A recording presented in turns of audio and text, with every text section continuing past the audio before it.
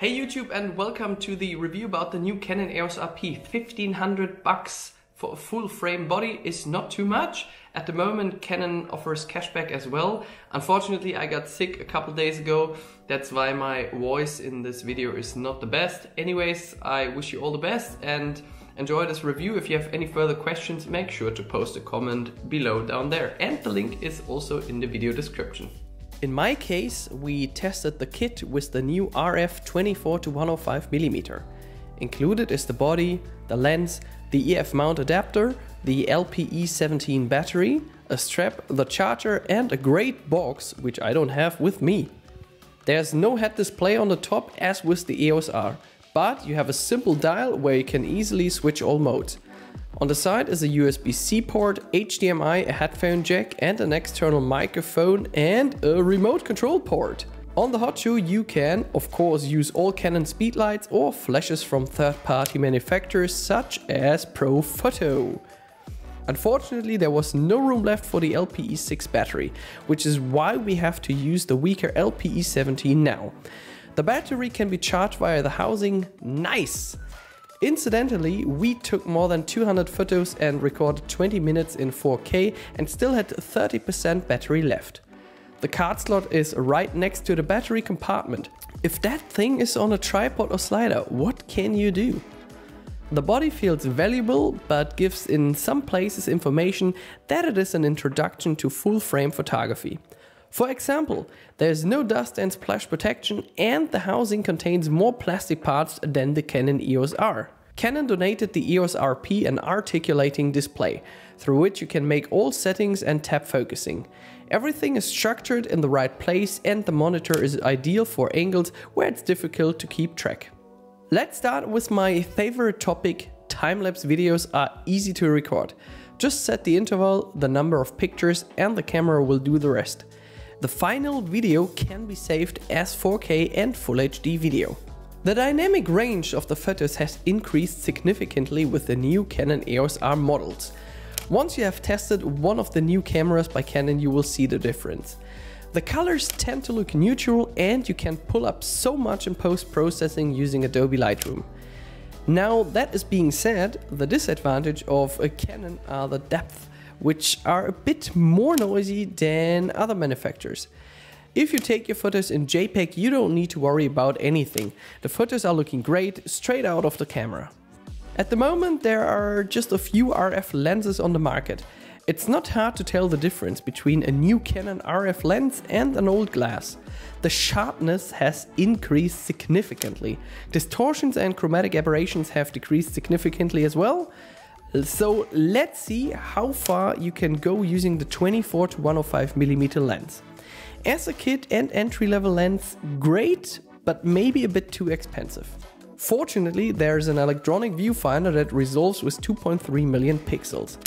In a direct comparison with the EOS R, significantly fewer pixels, but I had no problem with it. A really useful thing when the sun is shining. I really like that the viewfinder turns when you turn the camera.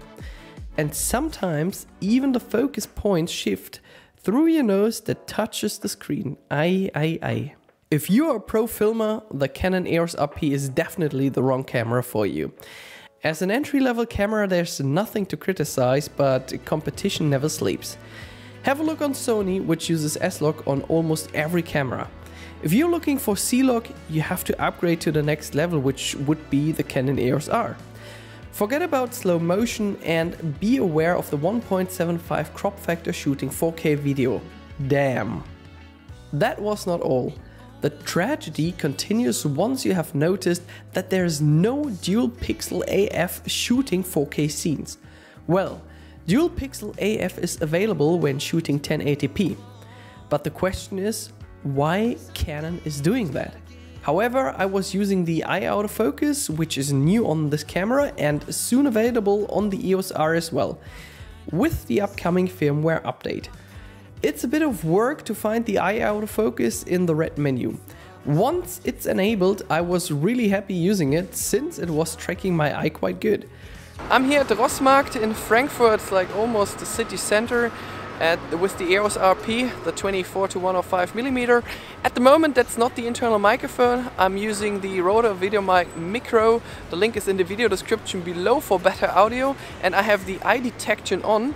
And on the camera screen, it looks like that I'm pretty much in focus and the camera is able to track me at all times.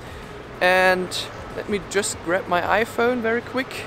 And as you can see from the camera screen, it looks like that my eye is always in focus. I hope you can see that, guys. It will not be a video camera, as the upgrade would be more worthwhile to the sister model. Of course, the RP can also take cool photos. Look at the colors, I cannot complain at all. The 26 megapixel sensor should be enough for most people. Incidentally, the following photos were taken in automatic mode because my girlfriend always says a good camera is only good if the photos look great even in automatic mode. And that's what they do. The colors are very realistic, colorful and offer many details. Disadvantage is the white balance. The photos are usually a bit too oversaturated. Here's the photo with automatic white balance, and that's how it looks in reality. Maybe one or the other out there is thinking why he or she should buy a full frame camera at all. Very easy, better bokeh, less ISO noise in the dark and no crop factor anymore for your photos. Are reasons enough, right? Especially with the fast aperture lens, a great thing. If you're in Frankfurt, go to Galeria Kaufhof in the city center. The roof terrace is a great spot for taking photos.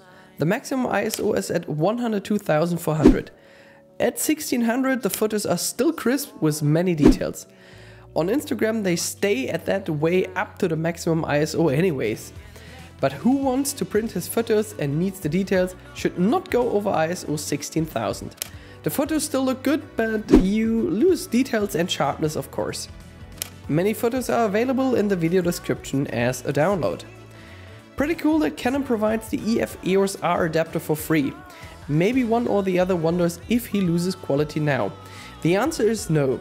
If you have already some EF lenses at home, you don't have to buy all lenses again. The adapter from Canon works great. It seems that the autofocus works even faster than with the DSLR, and the photos are looking crystal clear. But here's one disadvantage. Once you have used an RF lens, you will like to use them at all. The sharpness is stunning shooting wide open. Chromatic aberrations, so as vignetting, are almost gone. But as I said, that can wait. The change is more than easy because the adapter works great, which we cannot say about the ones from Sony. You will not be a sport photographer using the EOS RP. At 5 frames per second is the camera's limit. With continuous autofocus is even at 4 frames per second. The buffer is pretty good. You can make as many JPEGs in a RAW as you want with the right memory card. And in RAW it was supposed to end at 50. We recorded both parallel and could not exhaust the buffer at all. I am really bored by Canon scene mode. Unfortunately, that's the only way to use the full silent mode. Funny that you don't have any anti-flicker and it works in automatic mode only. Here are some HDR photos I took during this day. There is no internal image stabilizer in the body, but the lens does a pretty good job doing that. Here's one with IS switched on using the 24-105 and one without IS. Then one with IS switched on and using the digital IS of the camera. Okay, let's summarize. The EOS RP is currently available for 1500 bucks. A fair price for a full frame camera, would you say? The photos and videos are looking good. I can only hope that the autofocus in 4K will be fixed with a firmware update. Otherwise, it will always be one of the worst autofocus systems I've ever used. By the way, the microphone test will follow in a few seconds. The mount adapter for all your existing EF lenses is included and provides a great performance. So you don't have to be scared that you have to buy all the new RF lenses now because they are not cheap at all. Unfortunately, there is no dust and splash protection if you use this camera primarily for taking photos. The filmmakers will be disappointed again. In my opinion, the camera is a great backup body for travel photography and video blogs without the annoying crop at 4K. However, I can still recommend this camera. Did I forget anything? No, I don't think so. Make sure to leave a comment below and just let me know what's your opinion about this camera. Thanks for watching and sorry for my voice, but I was like completely exhausted today. Here's the internal microphone of the Canon EOS RP. I'm at the Main River, it's quite windy here. Let's see how it performs. And that's full HD with 25 frames per second. That's a vlogging test in the city center of Frankfurt using the Canon EOS RP. That's the 24 to 105mm lens. I'm shooting at the moment at f4.5. The eye autofocus is on, and that's basically how it looks like. And of course the internal microphone has been used in this video.